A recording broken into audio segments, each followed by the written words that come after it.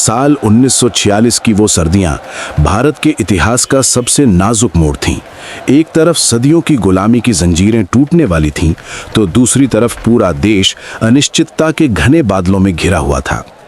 द्वितीय विश्व युद्ध के बाद दुनिया बदल रही थी और अंग्रेजों का भारत पर कब्जा अब गिनती के दिनों का मेहमान था।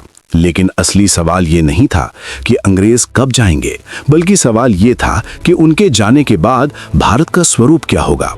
क्या ये महान देश फिर से छोटी छोटी रियासतों और कबीलों में बंट जाएगा, या फिर एक ऐसी ताकत बनकर उभरेगा जो दुनिया को लोकतंत्र का नया पाठ पढ़ाएगा। 9 दिसंबर 1946 को जब संविधान सभा यानी कॉन्स्टिट्यूएंट असेंबली की पहली बैठक हुई, तो माहौल में उम्मीद से ज्यादा भारीपन और जिम्मेदारी का एहसास था। ये वो समय था जब मुस्लिम लीग ने सभा का बहिष्कार कर दिया था और देश के बंटवारे की बातें हवाओं में जहर घोल रही थीं। दिल्ली के उस ऐतिहासिक हॉल में बैठे सदस्य केवल कानूनविद या राजनेता नहीं थे, बल्कि वे उन करोड़ों भारतीयों के सपनों के रखवाले थे जिन्होंने अपनी आंखों के सामने अपने घरों को जलते देखा था। उस समय भारत के पास ना तो पर्याप्त संसाधन थे और ना ही प्रशासनिक स्थिर था, लेकिन एक चीज जो सबसे मजबूत थी वो थी भारत को एक सूत्र में पिरोने की जिद। 1947 का साल आया तो अपने साथ आज़ादी की खुशी तो लाया, लेकिन साथ ही बंटवारे का वो गहरा घाव भी दे गया जिसे इतिहास कभी नहीं भूल सकता। पंजाब और बंगाल की सरहदों पर इंसानी खून की नदियां बह रही थीं। लाखों लोग अपनी जड़ों से उखड़कर बेघर हो चुके थे। ट्रेनों में आने वाली लाशें और शरणार्थी शिविरों में गूंजती सिसकियां इस बात का गवाह थीं कि एक नए राष्ट्र का जन्म कितने दर्द और करब के बीच हो रहा है।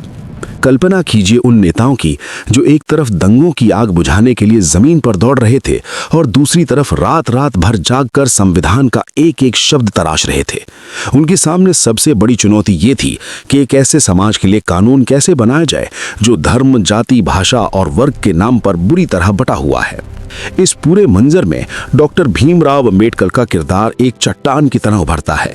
उन्हें जब ड्राफ्टिंग कमेटी का अध्यक्ष बनाया गया तो ये केवल एक पद नहीं था, बल्कि एक ऐतिहासिक न्याय की शुरुआत थी।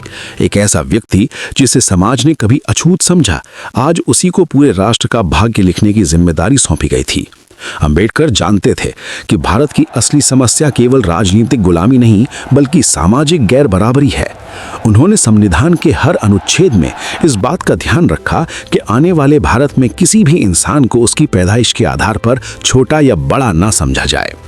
उनके लिए संविधान केवल सरकार चलाने की नियमावली नहीं थी, बल्कि ये दबे कुचले लोगों के लिए सम्मान के साथ जीने का एक घोषणा पत्र था। संविधान सभा के भीतर होने वाली बहसें कोई मामूली चर्चा नहीं थी। वहां विचारधाराओं का टकराव था। नेहरू का समाजवाद, पटेल की व्यावहारिकता और गांधीवादी मूल्यों का प्रभाव, इन सब के बीच एक संतुलन बनाना किसी चमत्कार से कम न था। क्या भारत की राष्ट्रभाषा हिंदी होगी? क्या हर नागरिक को बराबरी का वोट देने का अधिकार तुरंत मिलना चाहिए, जबकि साक्षरता दर बहुत कम थी? क्या राज्यों को केंद्र से अलग होने का अधिकार होना चाहिए? इन सवालों पर घंटों नहीं बल्कि महीनों बहस हुई।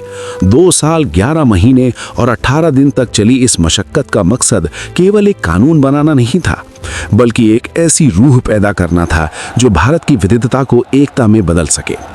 1948 में गांधी जी की शहादत ने इस प्रक्रिया को और भी संजीदा बना दिया।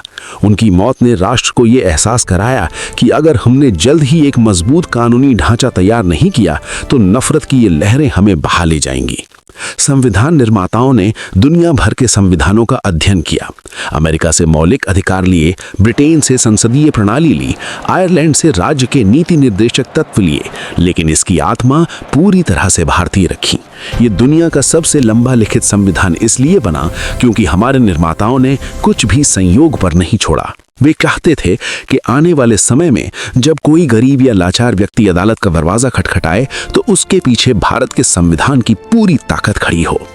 26 नवंबर 1949 को जब ये दस्तावेज बनकर तैयार हुआ और डॉक्टर राजेंद्र प्रसाद के सामने पेश किया गया तो पूरे हॉल में एक अजीब सी शांति और संतोष था।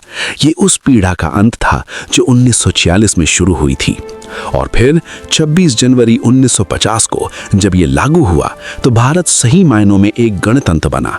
उस दिन राजपथ पर जो तिरंगा लहराया वो केवल एक कपड़े का टुकड़ा नहीं था, बल्कि उन करोड़ों लोगों के संघर्ष, बलिदान और उम्मीदों का प्रतीक था जिन्होंने एक ऐसे भारत का सपना देखा था जहां न्याय, स्वतंत्रता और समानता केवल शब्द नहीं बल्कि हर नागरिक की हकीकत हों। ये संविधान उस करब की उपज है जिसे हमने बंटवारे के दौरान सहा था। यही कारण है कि आज 75 साल बाद भी तमाम मुश्किलों के बावजूद भारत एक मजबूत लोकतंत्र के रूप में खड़ा है।